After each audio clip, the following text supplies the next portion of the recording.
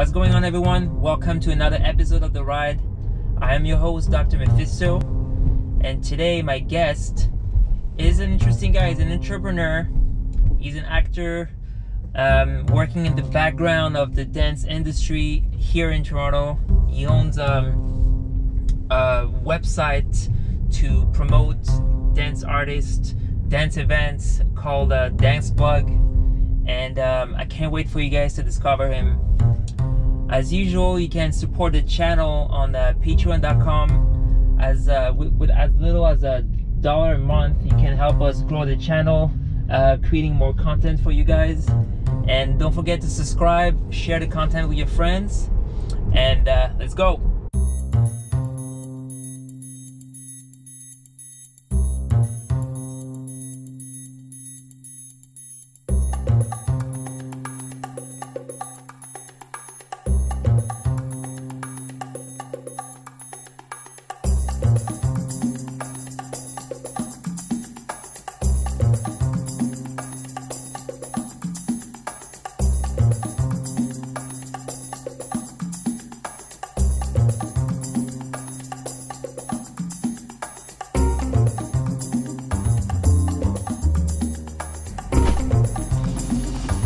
Kevin, what's going on, Roy?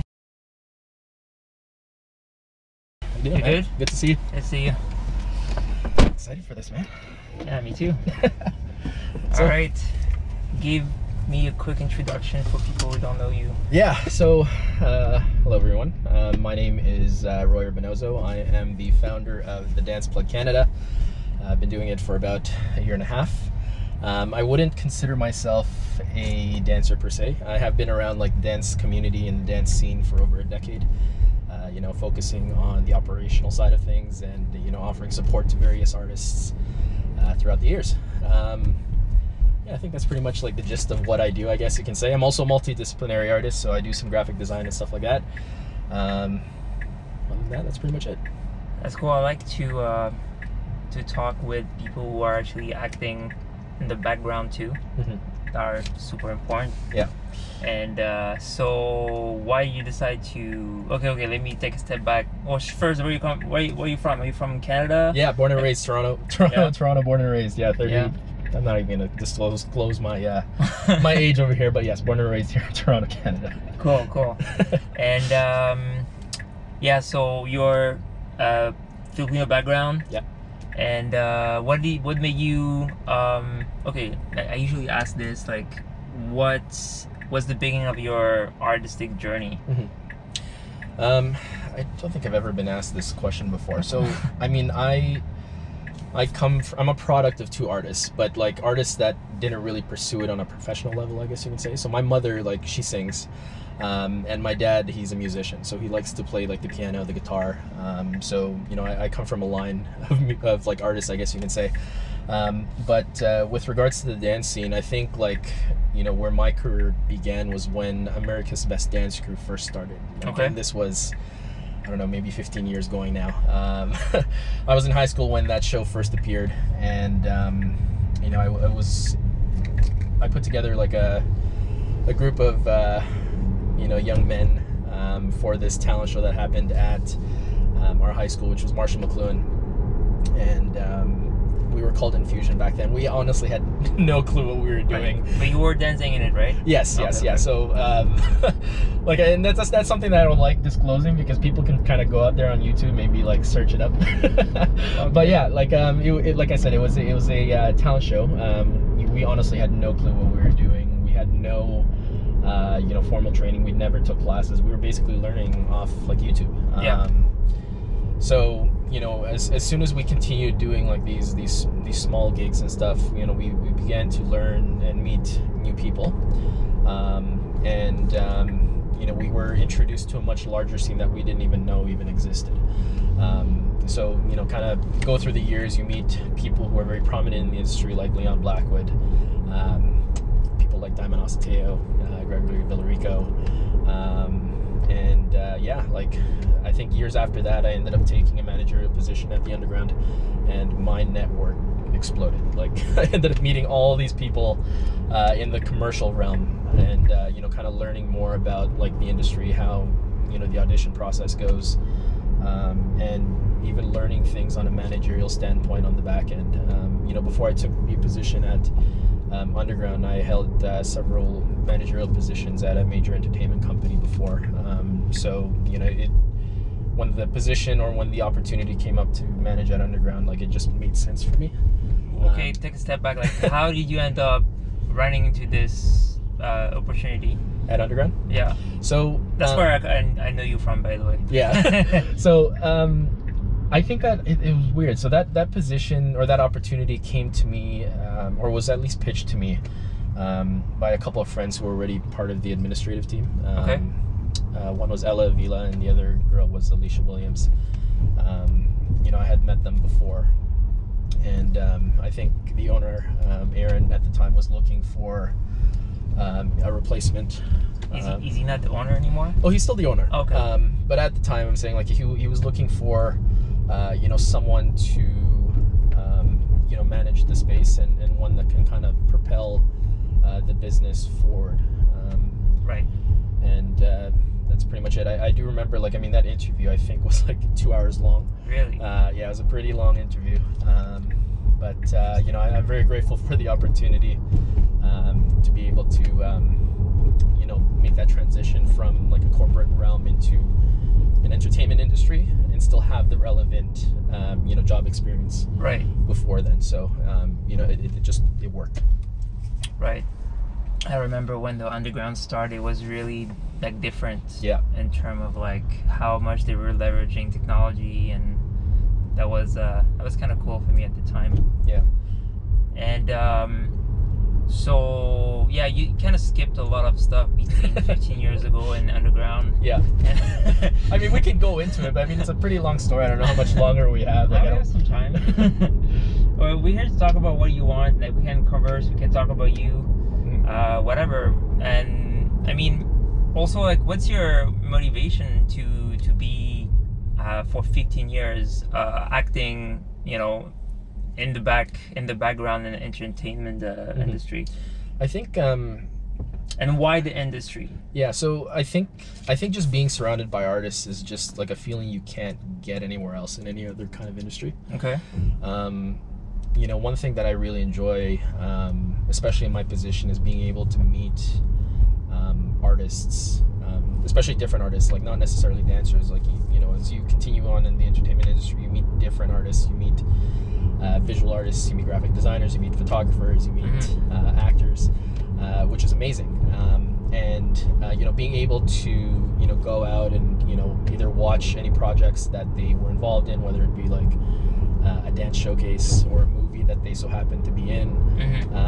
I think those are things that are moments you can't really you can't take away. You know what I mean? Like, those are things that I guess drive my purpose.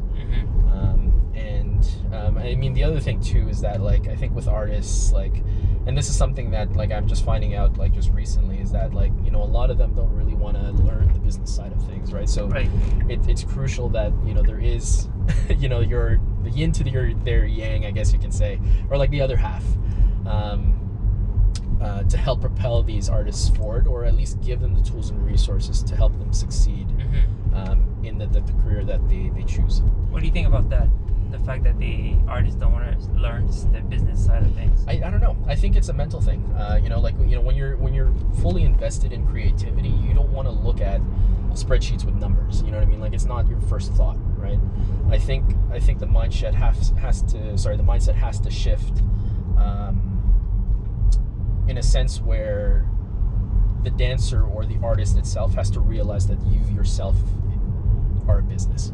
Right. And there are certain skills that you have to learn to be able to make your job sustainable, right? The last thing that I think artists want is, to do something that you don't enjoy doing, Don't you think it's a little, for me, it's kind of like a paradox that dancers don't want to learn those skills, because dance is all about learning all the time. Yeah.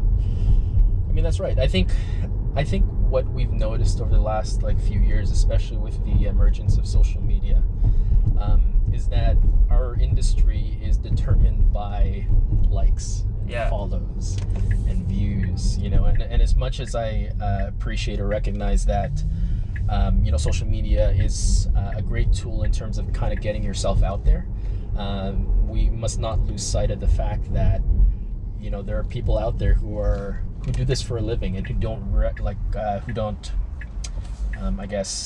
rely on these things like social media.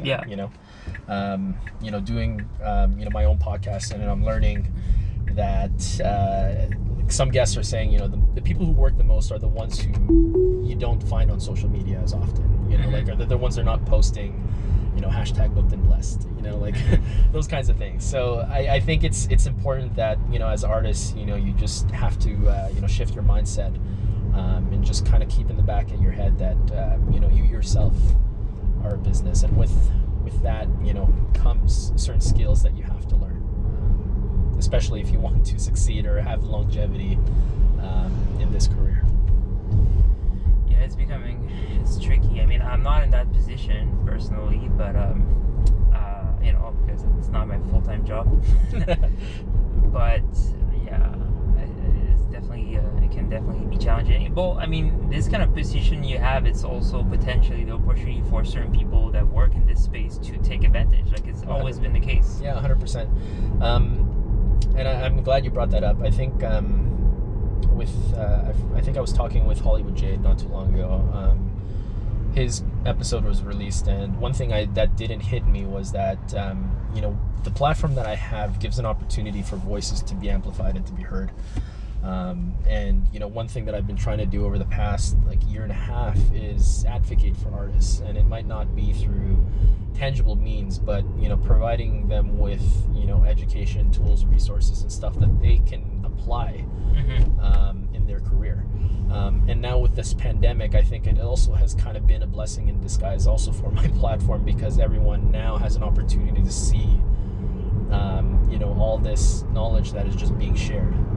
So I'm hoping that once the whole pandemic kind of subsides, that we go into an industry or a community that understands now their purpose, and can maybe put in their 2 cents and be a part of that change. What change are you talking about? Well, the change I'm talking about is I guess a way for us to not accept things like not accepting low wages. Right. So when you're providing things about say financial literacy, if I'm providing a post about financial literacy where it's why are dancers hesitant to talk about money, Okay. Some of those reasons can be they don't want to burn bridges because they know that the person that they want to work for needs to be on their resume, or they'll do a low-paying gig just to put it on their resume. Right. You know what I mean? Things like that. But I think a lot of people also don't understand that there are also certain standards in place that people might not have been aware of. There are organizations out there like the Canadian Alliance of Dance Artists. There's ACTRA. There's also Dancers Alliance in the States who also that provide these rates, right? And all it honestly takes is 2 things, and this might not be very easy to do, but 1, do your research, and 2, if you provide an opportunity that isn't paying properly, you just say no. I think we live in a world where people are just too quick to say yes, and without really realizing the bigger picture.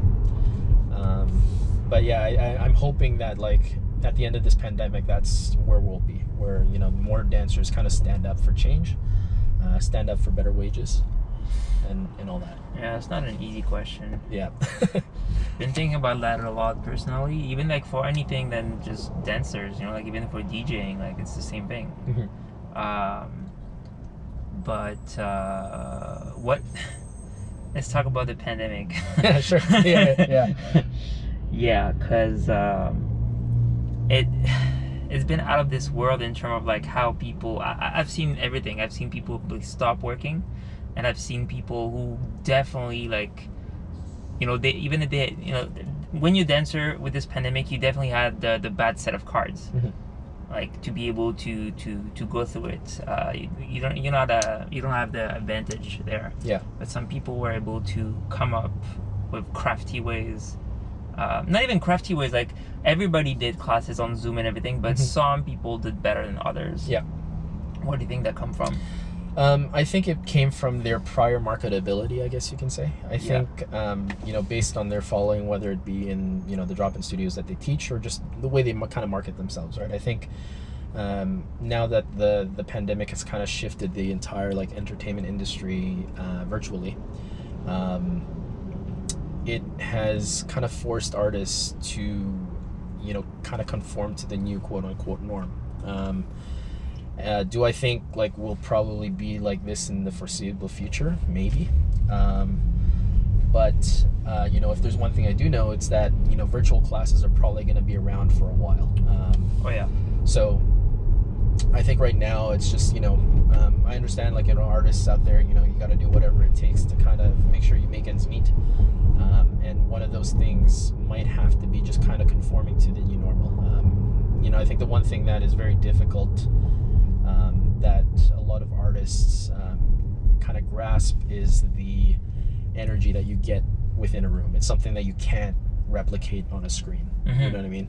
And I think that's what makes it very difficult for a lot of teachers who, I guess, decide not to teach Zoom classes or do classes on Instagram Live. It does provide a few things. I mean, one, it's a great marketing tool, so that way when the pandemic subsides and things open up, you might have new students who may have never heard of you before and might want to take your class. But on the downside, because you've been teaching, Instagram classes or Zoom classes for free or pay what you can, you also have to kind of be mindful that, people might not want to pay because you were offering, your time, right? Which is very scary, because it can shift the dynamic of this entire industry. And it's hard. It's a very, I think we're in a very critical moment right now. And that's my next question. Because you said you hope after the pandemic that people will be able to act together to make that change. But what makes you think that people on the opposite are not going to be extremely accepting everything because they've been away from this industry for so long that they need to relaunch everything? I think that, I don't know, it's hard because, everyone is kind of dealing with the pandemic very differently. I think we've seen that, businesses are closing because they're unable to pay rent, and the government has kind of done what it can, at least for the time being, to kind of, help with that. But at the same time too, I think as artists, we have been struggling, and these kinds of situations, especially after pandemic, it's important that the knowledge, it has to be spread, and again, it has to also be acted upon. We have to be able to, put our foot down and say no to low-paying gigs. I mean, in some cases, if you have loyalty with a business that can't pay for whatever reason, and you see that the reasons are valid, then that's fine. But then again, do you think that you should be accepting low wages because you were teaching free classes over the past couple of months? No. But again, only time will tell. Only time will tell. But that transfers to any industry anyway. You're a graphic designer, right? Or even photographer. You're always gonna have people asking to get this for lower than you expect. Because there's so much, there's so many people doing that. And that's what makes this whole thing hard. I mean, when we bumped into each other the other day, I'll admit, I did those shots for Lauren for free, but only because I needed to build my portfolio. I needed something to put in my portfolio. With other, photographers who've been in the game for a long time, that might not be the case. One thing that I always find very interesting, and this works with any artist in any industry, it's that, the moment you just start to talk about money, they don't kind of see you bring that same value the same way, which makes no sense to me. You know what I mean? If you've worked with an artist multiple times before, there should have been some sort of trust built within that relationship already. So having a conversation about money only makes sense. It's just unfortunate that some people don't see it that way. Well, there's a weird thing too, is that you have a double speech too, because I've heard artists complaining that you know, people who they asking work for are uncomfortable talking about money, but then when they ask for services from other artists, they also don't want to pay. Yeah. Yeah. That's very weird. It's a double-edged sword. No, I get it. And it's hard. Like, again, we don't know all the circumstances, you know what I mean? Like, yeah, like we don't always know the circumstances. Like, there could be gigs out there where, you know, a budget, like a company might only have a budget of, let's say, $200 for the gig. Right? If you have 10 dancers, are there, you can pay them each $20? I don't think so. Like, yeah. Right? Because the choreographer might end up wanting to take that fee for themselves, you know? But again, I mean, every situation is different. And because there's such a scarcity of just opportunity in here, like, I can understand why some people might want to be like, you know, selfish and want to keep those gigs for themselves, you know?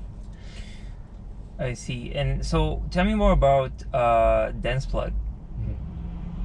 Like, you know, I know there's a website, I know there's you know, some content, podcasts, all that stuff. Yeah, so the Dance Plug was created because I found that within at least our industry, there was an opportunity to, you know, share resources, and to just kind of create a platform that honestly just supported everybody. When the platform was first created, it was meant to just share dance events within the city, whether it be like a workshop, a showcase, like an audition, all that type of stuff. And then, you know, during that time, I also decided to attend a lot of town halls. And at one point, there was one town hall that I attended, which literally only had 15 people, and it was free. Sorry, town halls of what? You know, just to talk about, you know, either wage inequality, like, you know, just stuff. Like government stuff, or? Yes and no. I mean, I can't think of any other, like, I mean, so there were town halls that talked about, like, wages. There was another town hall that I attended that had to do with, you know, cultural appropriation. Okay. So those kinds of things, right? And these town halls, like, they're usually free. And it's alarming that not a lot of people attend. So it gave me the idea of kind of, you know, starting a podcast because of that. Why not have, you know, these certain individuals, I guess, like, be interviewed and kind of ask, like, similarly the same questions that you would find at a town hall. But with the podcast, it gives, you know, dancers an opportunity to listen to this knowledge at their own time. You know? I see. Because they might not have had the opportunity to go to a town hall because, you know, living in a big city like this, you're always on the go and you might not find time to attend. So as the podcast grew, there are a lot more things that you're starting to realize that, you know, the community needs, and that ended up being, you know, knowledge of resources, whether it be, I don't know, like rate sheets, you know, where to find, you know, cheap studio space, those kinds of things, and the website was born. And then I guess fast forward over to the pandemic, like, we've been sharing all these carousel posts, you know, sharing knowledge about, you know, financial literacy, or, you know, 8 things that great dancers have, or 8 things that, 8 traits that great dancers have, among other things. But that's kind of been our main focus right now. Like, I think with the website, you know, we're constantly updating all the information, but, you know, during the pandemic and, you know, talking about Black Lives Matter and all that, like, you know, obviously the focus has kind of shifted. So, you know, we're doing a lot of learning and unlearning, you know, understanding our privileges and all that. And yeah, that's pretty much been our main focus right now for Dance Plug. How many people is that? What do you mean? Or are you alone running this, or Yeah. you have people review? Yeah, so I do have a group of people that I work with. I mean, I wouldn't say that they're kind of like employed on paper. I mean, Right. Our organization right now, like, we run mainly on donations. I see. So we're not a profitable business of any sort. So, you know, anybody that I've asked for help has always kind of donated their time, which I've been very appreciative of. And yeah, like, so, you know, we've kind of opened the doors to a lot of people who want their voices to kind of be amplified, whether it be talking about, you know, accessibility in classes, on the podcast, you know, giving an opportunity to speak and kind of share their history and stories, and even just like some hacks, I guess you can say, of things that like dancers can use in their career. But yeah, it's been pretty much a solo ship since the beginning. Obviously with a lot of help from the community. Yeah. And so I asked you, you know, about why did you focus on the industry by position to like, you know, focusing on the industry and the underground, more underground scene, I guess.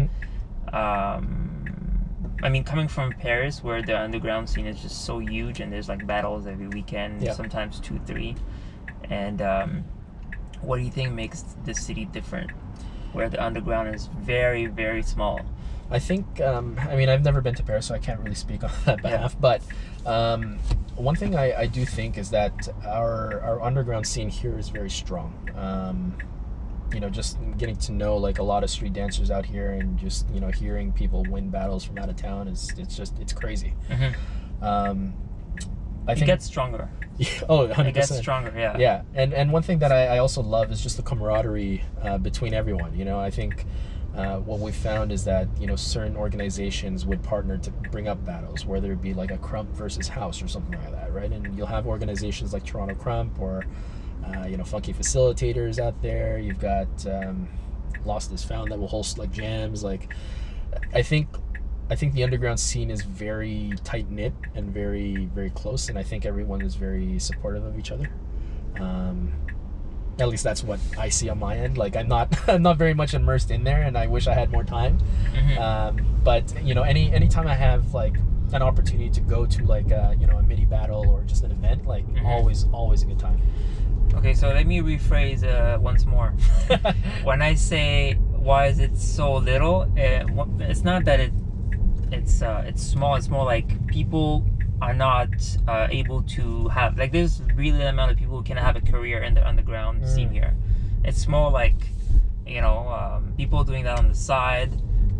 There's very well, except in Montreal, where people have full-time dancers in the underground scene. In Toronto, I don't think there's a lot of dancers that are in that case. Yeah, you know, that's a good question. I don't know. Like, I think it honestly just comes back to, you know, what opportunities are there. You know, I think, you know, just by kind of you know, following stories of, you know, certain dancers, especially elsewhere in Montreal or even in Vancouver, like, you'll find that these dancers kind of create the opportunities for themselves, and it works. You know?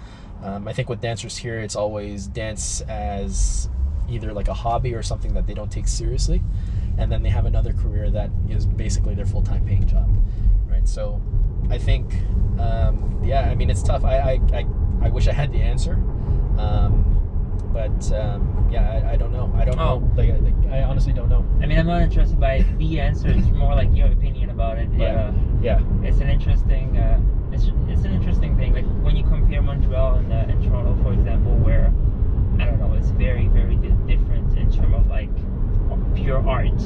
Like, art is very present in Montreal. You have like the concept art and everything. They have like theater for very underground productions that are just, you know, not commercial. They're very art oriented, and here it feels like the industry is very much it's industry, you know. It's like a lot of backup dancers, and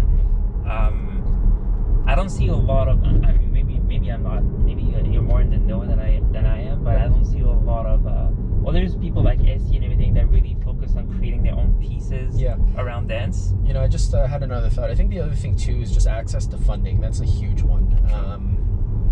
There are, you know, arts organizations, whether locally, provincially, or nationally, like, you know, the Toronto Arts Council, the Ontario Arts Council, that provide like funding that allow certain events and stuff to happen, right? I just think that there just isn't enough, you know, representation, especially from the underground, or even just like, you know, the hip hop or street scene, that, you know, allow them to access this funding, because, you know, the systems kind of that are in place already are theoretically meant for like, you know, theater, contemporary people, right? Because they go into school, they're taught how to write like a grant, right? You know, it's just unfortunate that these, like, especially from the street or hip hop scene, they just don't have those tools available, right? And the other thing too is that they might not even know that funding even exists for those kinds of projects, right? So yeah, I mean, that could also be another reason, just access to funding, right? Right. Do you think street dancers are considered like less valuable than contemporary dancers and artists? I think the society makes it seem that way. But as an artist, like, they're equals, you know? Yeah, no, I definitely believe that. I'm just talking about in the view of people paying for dancers. Oh, see, that's hard. I think, like, with contemporary ballet and modern, like, you have establishments that are built specifically for that purpose. You know, with the street scene, like, you know, we have to resort to, you know, much smaller venues, right? So we reach a much smaller demographic, you know? Yeah, I think it's just the system that we just so happen to be in, and that's just the way things have been, right? Because a few years back in France, there was this huge drama around how it was a huge drama around whether or not on a national base we should have a hip-hop school that, you know, give national degrees to teach street dance. And it was a huge it was a huge fight between people around how, you know, there's no school possible because there's as many styles, there's dancers. And then other people were saying, yeah, but it gives values to dancers to pretend to higher pay, basically, which is what's happening with the, you know, the more classic styles, basically.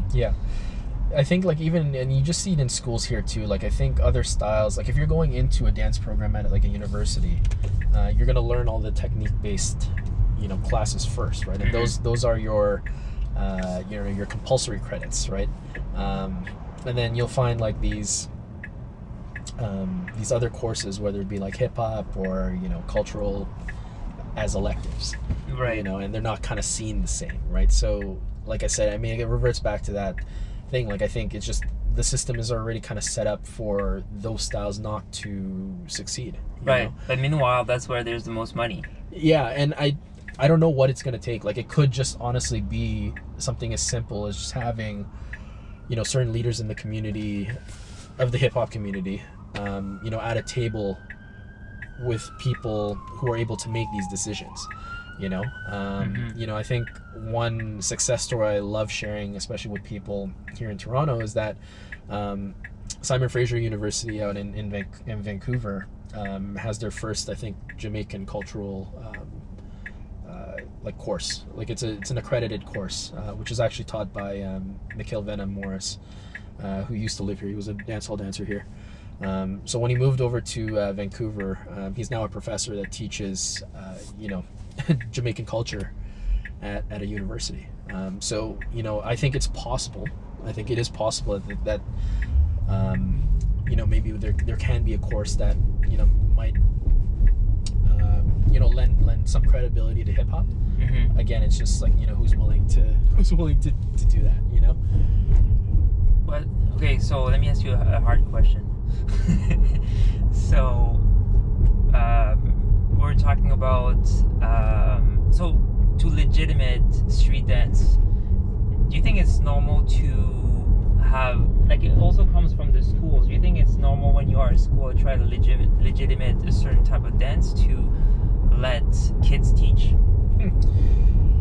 That's a gray area. That's a huge gray area right there. You know what I mean? Like, and see, and hip hop is one of those styles that just don't have certification, right? Like, the style itself has always been, you know, political. It's always been open to interpretation, right? So, you know, what someone might see as hip hop to another person might not see it the same way, right? When you're talking about ballet, like, there's no question about, you know, certain jumps and kicks and all that type of stuff, right?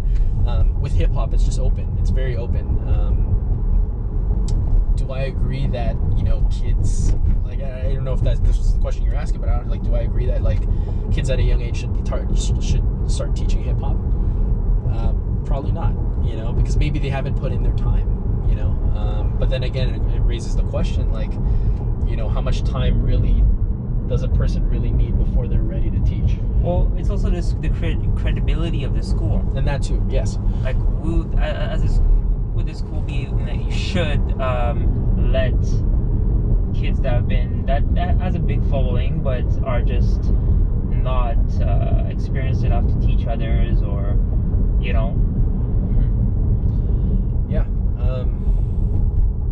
I don't know. That is a hard question. It's a hard question to answer, man. Like, it's because I mean, like, if you go one way, you could open like a can of worms that you probably didn't even realize existed. You know, like, it's hard. What I do think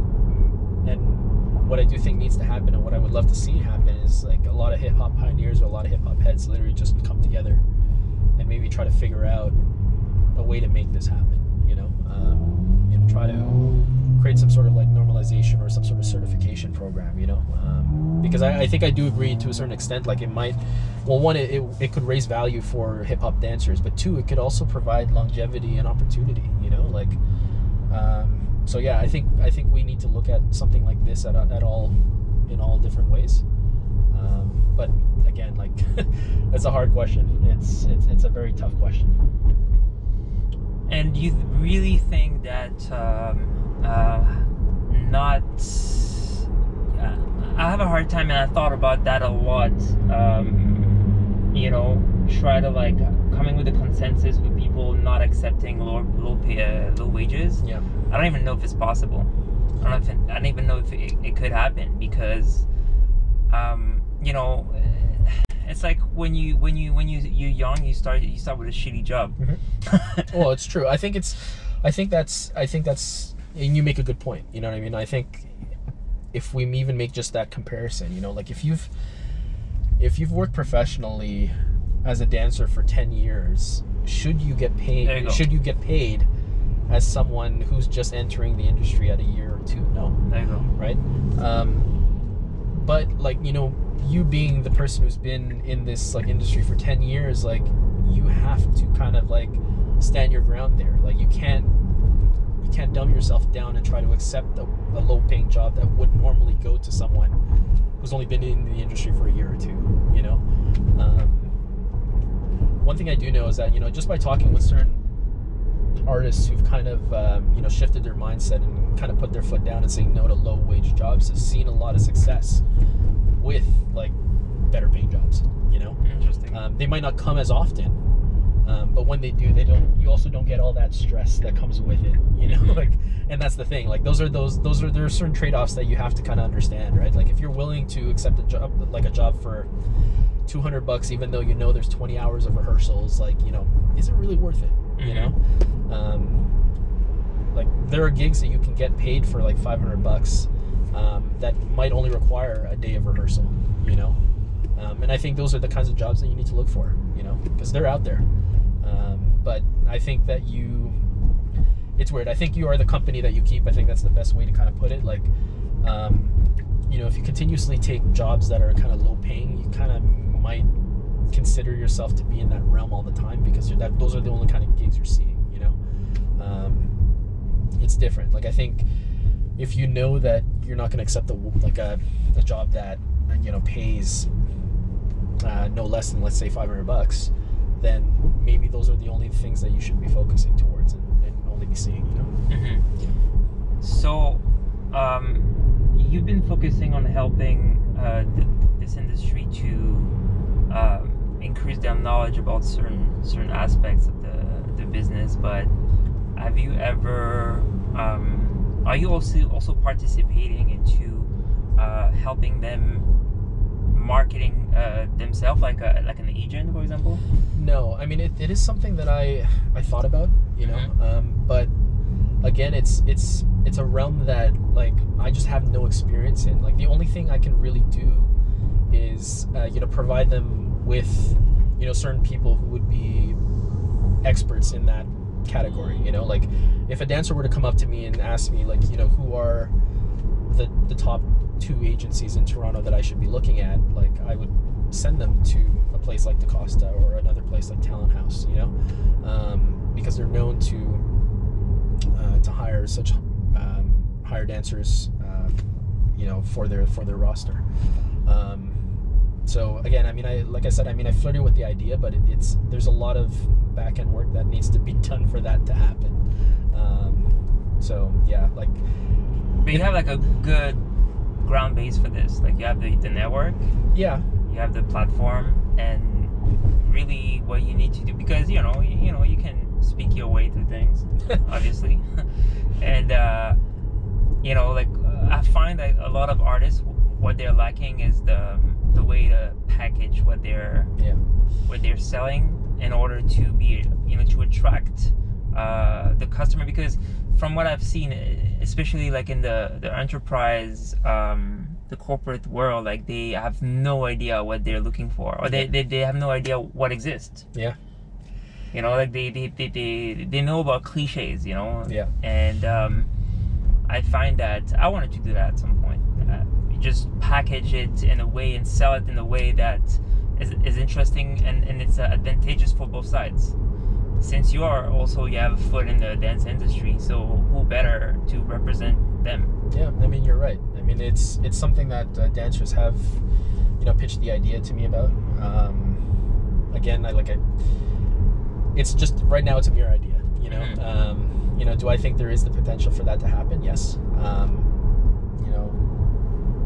But then again, like there are certain things that I have to kind of think about too, because there is a lack of opportunity here. Mm-hmm. Am I trying to come in here and saturate a market that already exists? You know what I mean? Like, because there are agencies out there already in place for that very reason. Yeah, but are they representing dancers properly? Well, that's the other question. Because I've looked it up. Like I did my research, and there's a lot of agency, but they are just selling everybody. Yeah. Every artist. Well, the thing is, like, one thing that I know is that, I mean, because there is a lack of just dance-related jobs, mm-hmm. Dancers are kind of forced to, what do you call it? Like, diversify their portfolio. Like, you can't just be a dancer. Like, right. Agencies are going to look at, like, what else can you do, right? Can you act? Can you sing, mm-hmm. right? Because to them, I think that would be more valuable in terms of talent-wise to have as part of their roster, because it's easy for them to send them to auditions because their skill set is diversified, right? Right. I don't know. Like, I don't know if having just a dance-based agency, I honestly don't think it'll work at this particular moment, just based on the fact that there isn't enough dance work. Right. Right. Some corporate gigs that come out there, like, most of the time, like, they're usually privately hired. Like, they don't usually go to like an agency, right? Like, if they just so happen to know someone who knows, like, a choreographer, for example, they'll probably end up going that route rather than going to an agency, pay like certain fees, right, and all that, right? So I don't know, it's hard. I mean, if the two of us, we could probably look maybe a year ahead, and who knows, like, there could be like a lot of dance gigs here, and then maybe that would probably be an opportunity to start like a dance based agency. But I think at this particular moment, I just don't think, like, I don't really think right now, at least, the city can benefit from one. Mm-hmm. And interesting. Okay, I have another hard one. Another very, very hard one. I mean, it's complicated. Do you think dance studios in the long run benefits dance teachers? Okay, well, I mean, I have a couple questions. Well, one, what do you mean by that? Like, are you saying it from a, like, what dance studios are you talking about? Are you talking about like a competitive dance studio, or talking about a drop-in studio? Like, okay, fair enough. Okay, let's give you like a software engineer example. Okay. Yep.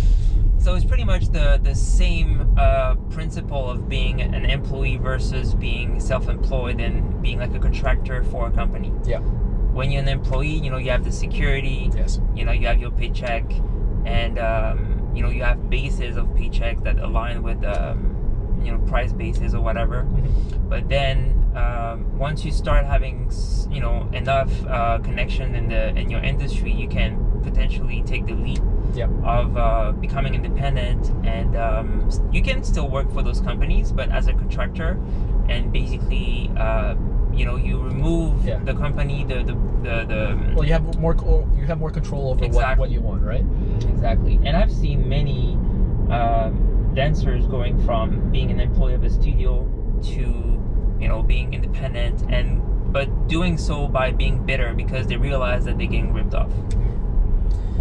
Yeah, I think, I don't know, it's hard because I think, especially with studios here in Toronto, like, because there's so many out there and there are just so many classes, like, there's a completely new market of recreational dancers out there, right? Mhm. And what those opportunities have kind of provided for these teachers is sustainable income to a certain extent. You know what I mean? Do I think that this type of income is meant for long term, or is it does it give you any kind of longevity? No. Mhm. Because it just seems to me that, like, studios in the city, they're not willing to kind of reward you for that loyalty, Right. and There's no opportunity to grow, basically. no, and Yeah. I think that's a huge problem, like, I think studio owners, and I mean, I might not be right for saying this, like, I just don't know if they see, like, what value these dancers actually bring, Mhm. like, I don't know if they actually realize that, like, the teachers are the main reason why Yeah. they're able to get students in the door, Mhm. so I mean, it's difficult. Like, I think there are a couple things that, like, need to happen, and I think, like, this is something that I spoke about before, but, like, I think studios should, like, change these teachers as independent contractors into employees, because then they have that job security. Sorry. That's okay. They have that job security, right? So they're able to apply for, like, EI and stuff like Okay. that, right? Mhm. So I don't know. It's hard, but I think they also use that kind of, like, as leverage, in a sense that because they know there isn't enough, like, opportunities around, like, Right. they know they're gonna stay because they know they can provide stable income for the time being. So, is it safe to say that this behavior is kind of part of the problem? Yes. Yeah. No. Yeah. 100%. 100%. I think one thing that a lot of dancers don't realize is that the ball is really in their court. They actually have power, to shift this change. Mhm. Because as much as I think studios rely on teachers to keep the business going, I think they also don't realize that, like, teachers can also kind of strip you of that power too. So I don't know.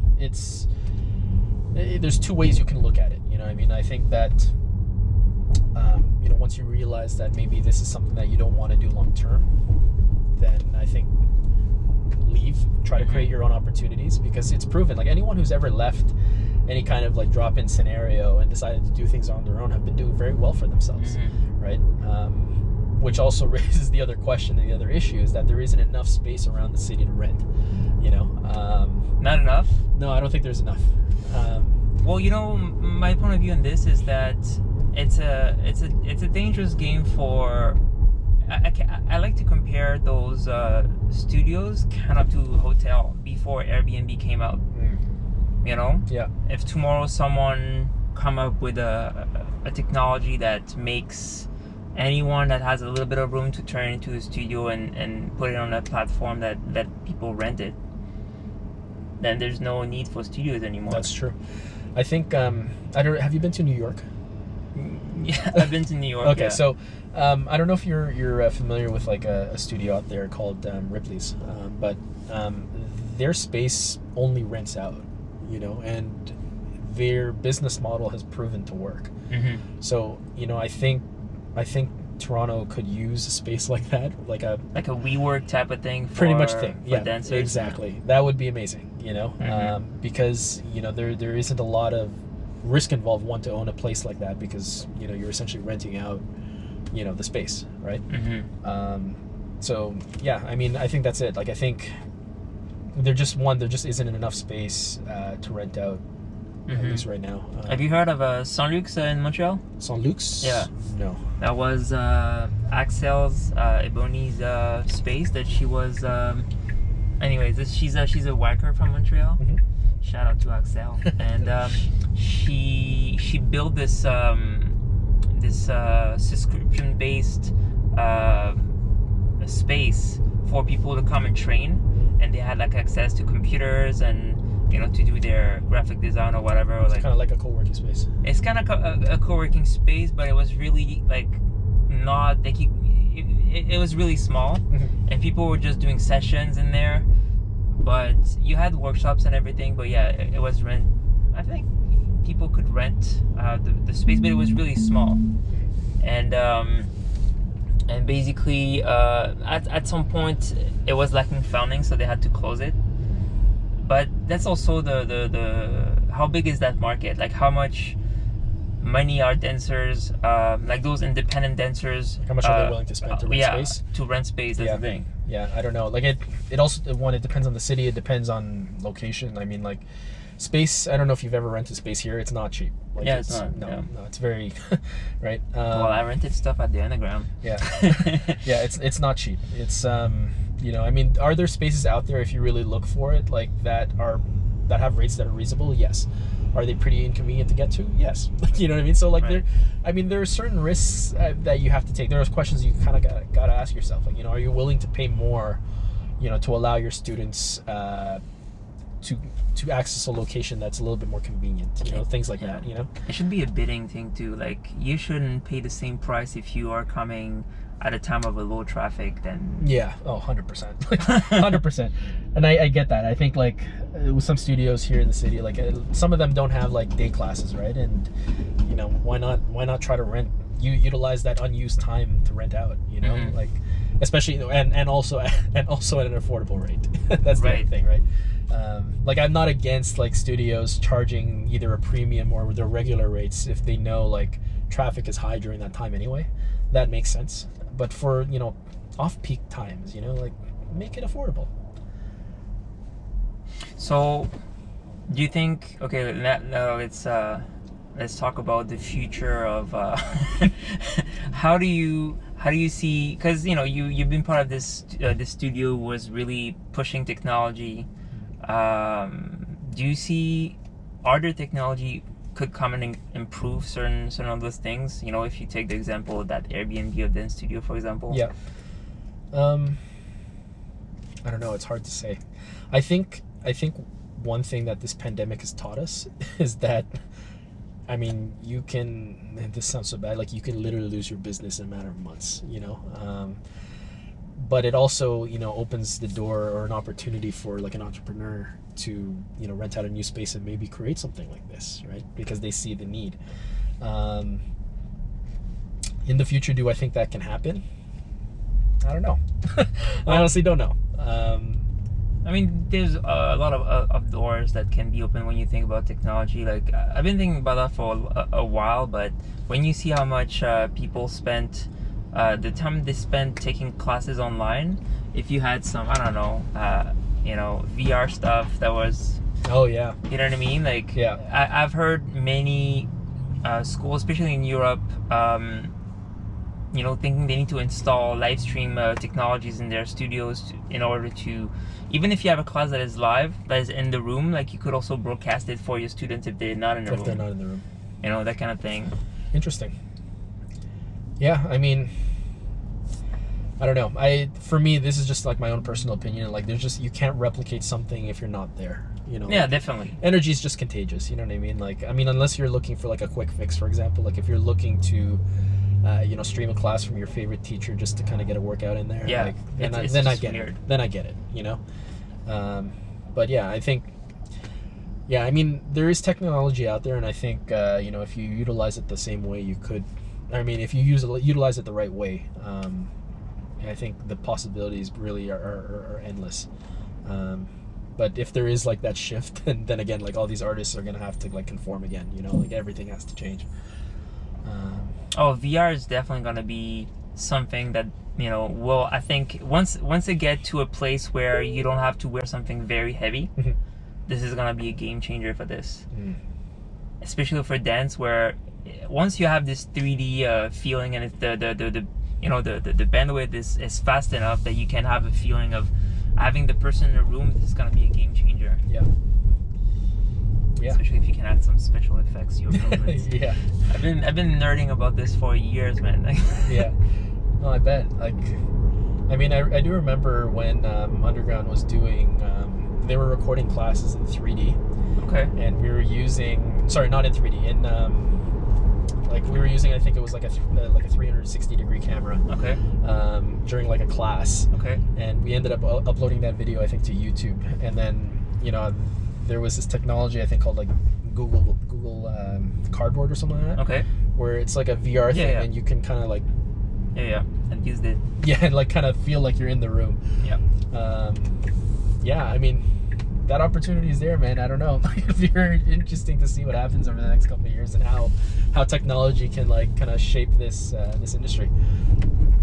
Yeah, I've seen artists, French artists doing this. You know, they have this video where, you know, you had this artist like in a certain position, you were seeing this guy dancing, and then you turn a little bit and he's doing another thing in the room. Yeah. And there's really creative stuff that can be done. But it's true that with all the technology you need for this, it's, you know, it gets expensive.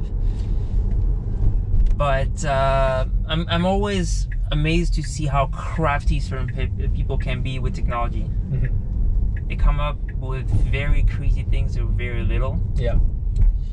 And well, we've seen it in the shift in the way videographers are becoming keys to videos now. Yeah. Like there's certain styles of filming Classes and stuff. Yeah. 100%. Yeah. So have you been investing time in this too, or are you just doing the photos? You're talking about it like in like video technology and stuff? No, just mainly photos right now. You know, photography for me, like, it's always been a side hobby of mine. Right. I remember my dad kind of showing me his very old like 35mm film camera, and he taught me how to like, you know, develop film in like in a dark room and stuff like that. So yeah, I've done that too. Yeah, it's just something that is just like, you know, I can use to find joy when I'm not like talking about dance and all that type of stuff. So yeah. So yeah, before we end this, like, what's coming with the Dance Plug? Like, where do you want this to go in the near or further future? Yeah. So, you know, just recently we rebranded from Dance Plug Toronto to Dance Plug Canada, and that would kind of indicate that you know, we'd be working with you know, other leaders in various markets across the country to try to expand the brand. You know, one thing that's I mean, the account has kind of grown a lot recently. So I'm hoping that, you know, I can find certain individuals that can kind of, you know, carry our vision and, you know, hopefully bring this entire like industry to a much better place in the future. Very cool, man. Yeah. Well, that was really nice having you on the podcast. Oh, it was a pleasure, man. This was fun. Tesla, guys. Tesla.